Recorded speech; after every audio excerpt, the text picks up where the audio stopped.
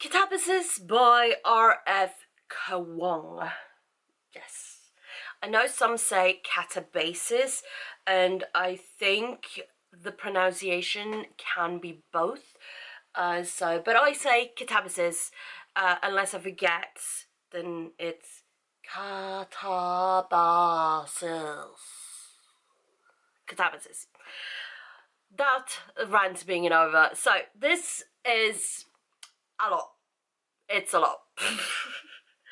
So if you've read Babel or Babel, or however you want to pronounce that one, or the Poppy War trilogy, you kind of know what you're getting into as far as R.F. Kuang's writing, the way she, well, forms words and sentences and stuff. You kind of know the basic gist of the way she writes. But this feels a lot different. This book is very heavy on themes, very intentional, and definitely not a light read. I'd say this is basically Kuang's version of The Divine Comedy by Dante Alighieri.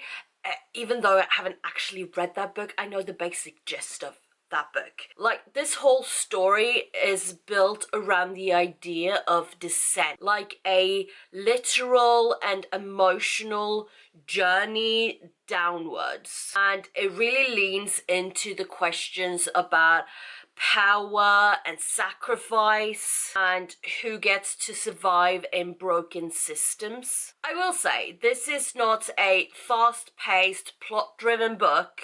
It's dense. There's a lot to sit with, a lot to think about, and at times it can feel a bit slow because it's so focused on ideas over action. But that is also what makes this book hit. Kuang has this way of making everything feel so sharp and uncomfortable in a very deliberate way. Like, you're not supposed to enjoy the story, you're supposed to think about it. Compared to her other books, I'd say this feels a bit more controlled than, say, The Poppy War, but it still carries that same intensity, and it's maybe a bit less academic than Babel, whichever, but it still feels very layered. So overall, this is a book that's maybe not as fun to read, but it's definitely one that sticks with you. So if you like darker, more thought-provoking fantasy that really digs into its themes, you will probably appreciate this one. I know I did. I know I did.